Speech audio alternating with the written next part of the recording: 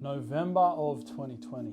I'm a 13-year-old boy on holiday with my family. It's my dad's birthday and we're all sitting at the kitchen table together eating lunch. Just my two brothers, my mum and dad and myself. Now, both of my parents finish lunch before us boys, so they go upstairs whilst we're still feeding our faces. At which point, my brothers say to me to get some of my mum's beverage out of the freezer and pour it in with my orange juice. So I do exactly that. I put the beverage back in the freezer and I have the glass of what I just poured, followed by another and then another after that. Now, by this point, I think I should probably put it back and not have any more so that my mum doesn't notice. So I put it back, finish lunch, and I go upstairs.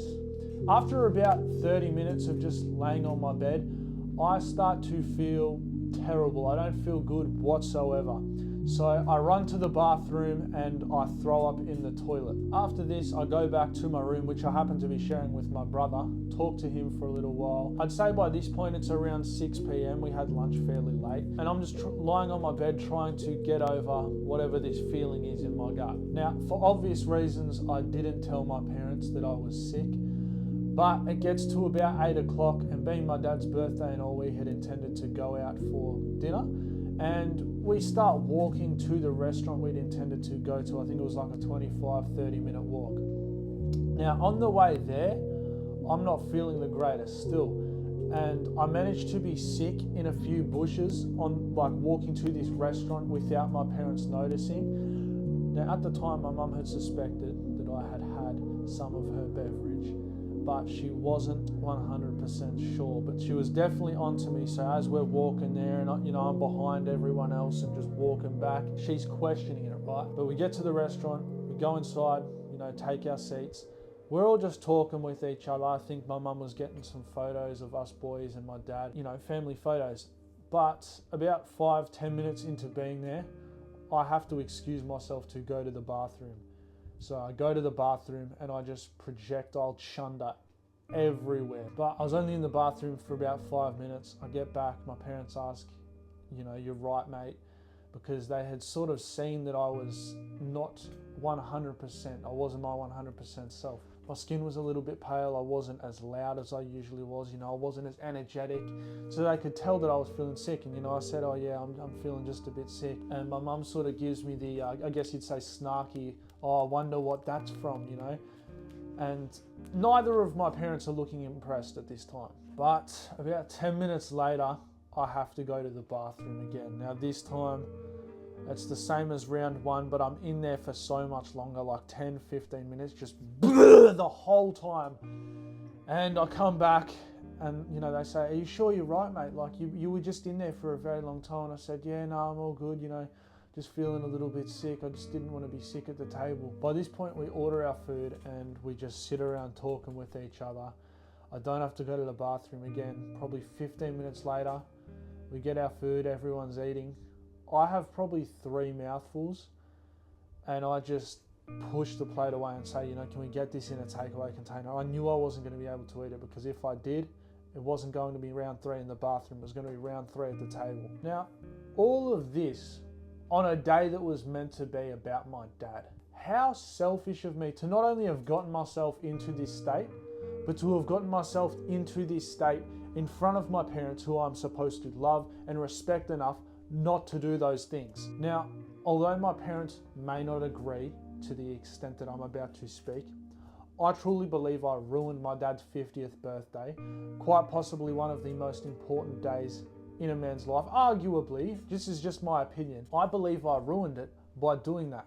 I could see the disappointment on my parents' faces when they didn't even know, they just suspected that I had had some of my mum's beverage and they were not happy with me at all. Now, I feel this goes without saying, but this was the last family holiday that we ever had. There were many reasons for this. It wasn't just that one instance. We did not behave the way we should have on that holiday. We're very immature, so we just didn't go on any family holidays after that. Keeping in mind, this is nearly 5 years ago. Prior to this, we would go on a holiday every 2 years, and I remember the one holiday that will always stick out to me. I still refuse to believe anything can top this. I could be wrong, but we went on a holiday in 2017, so 3 years prior to the one that I've just spoken of. And everything about it was just so memorable. I remember driving up to the Gold Coast. I remember the movies and stuff that I watched on the car ride there. You know, my brothers annoying me whilst I was sitting in the middle, you know, poking me and stuff. And it was just the most innocent thing. I remember going to all of the theme parks, and my dad, who doesn't usually, you know, swim and go in pools and that sort of thing, he came on this slide with us where you like all, you know, 4 people fit into this donut and you go down this slide, and he came on that with us 9 or 10 times, and it was just the most exciting experience of my life. I was 10 years old at the time. We went to SeaWorld as well, come to think of it, and everything about this holiday was just perfection. This was a 10-year-old's dream. It was so innocent. There was no fighting, there were no arguments, annoying bickering. It was just fun, pure and innocent. But you know, 2020 rolls around, only a short 3 years later, and I became so eager to be an adult that I forgot to be a kid. I forgot that I was a kid.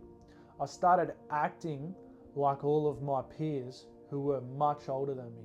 I've spoken about this before many times, but I reflected the type of behavior that I was seeing displayed by the 17 and 18-year-olds in high school. I'd gone from being at the top of the food chain in primary school, you know, year 6, to now being at the bottom of the food chain in year 7.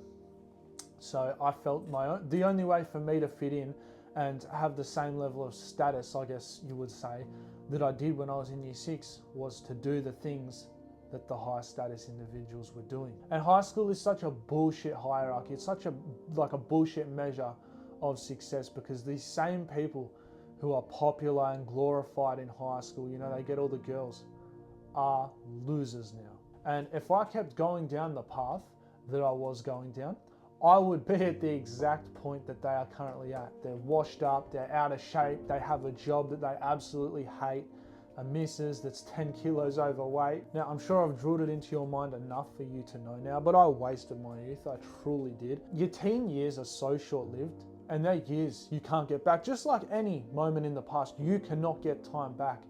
But your teen years are especially important, because as a 12-year-old kid, right, we feel that the period between 12 and 18 is so exponentially large that it just does not matter what we do with our time.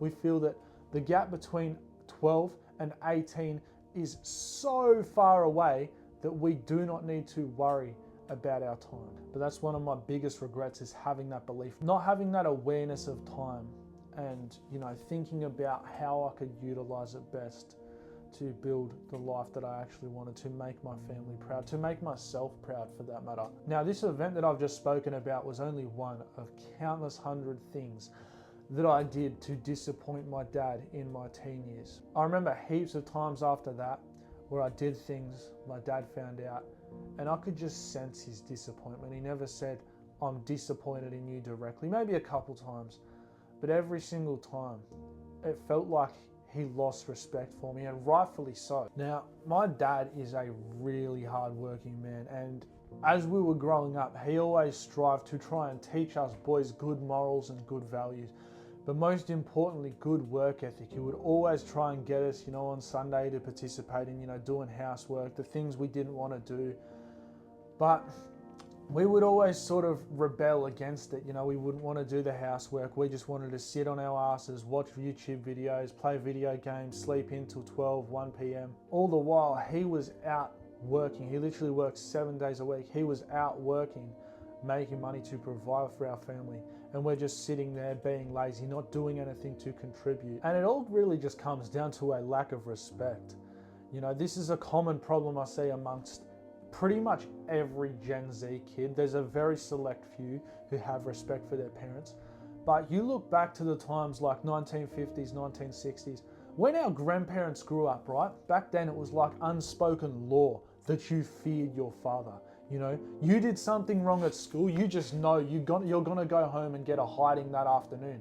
It's nothing like that now. But as I've spoken about before, the influence of all this new technology, you know, all the shit kids are seeing on TikTok, shit that, you know, kids are thinking and is now okay because they're seeing this influence from the older people on TikTok. they're starting to rebel against people they otherwise should respect, teachers, parents, grandparents. Although I've spoken about us being the most opportunistic generation, we are also the laziest and most disrespectful. I'm not saying you watching are a disrespectful human being, but take a look at the way some of your peers speak to people now compared to how children the same age spoke back in the 1950s, 60s, even the 70s. You could not get away with saying some of the things these kids say, even things that I said when I was younger back then. And it's so heavily influenced by social media and all that sort of thing. I remember actually when I was in year 8, there was this trend of, like hitting licks. You just go somewhere and just steal heaps of stuff, I guess. And everyone was doing that at my school. They were, taking things from other people. Heaps of stuff was going missing. People were, taking things from shops. And that was something that rubbed off on literally all of my mates as well as myself. I remember, I won't go into too much detail, but we got quite into it at one point there. And to think that that was now nearly 4 years ago is crazy, because it doesn't feel like that long ago. This is what I'm saying. That gap between 12, 11 to 18 years old, it goes like that. Like literally in less than 5 months, I'm going to be 18 years old. That just doesn't feel real to me. It feels like just yesterday I was in year 4, 10 years old. My brothers were 12 and 14. I was just excited to be in year 5 the next year. But then all of a sudden, you're 14 years old, you're going out on the weekend, doing knows what, doing things you definitely should not be. Your parents don't know where you are. Next minute, you're 16 years old, you're working a full-time job, you're no longer in school, and you're stuck in a very lengthy court case because of the poor decisions that you made. I really do wish that I spent my teen years doing normal teenager things, enjoying the fruits of being what that entailed, just being a teenager, purely just existing, even working towards something, because I know a lot of teenagers who did have their priorities right. It's not like I'm saying I regret it because I can't go to uni or whatever. That was never an aspiration of mine. But I just could have started working on what I'm working on now much sooner, and that would have kept me out of trouble, kept my head much more clear, and I would be a lot closer towards the goal that I'm ultimately trying to work towards. Now, I know it's easy to give into peer pressure and, give into what everyone's saying around you. Oh, don't be a pussy, bro. Come on, just come out with this. But my best advice to anyone who's dealing with that at the moment is just remind yourself, these people are losers. These people are losers. They're going nowhere. Say no to them. Be fine with whatever antics they're going to try to peer pressure you. Don't give into it. Be fine with the names they call you. It does not matter, because you know where you're going to be. All right. Hope this video helped you. If you want to get around a community of like-minded, young and ambitious individuals, there is a link to my free community in the description. So if that sounds like something that may be of interest, just click that and join up. Stay grinding, G.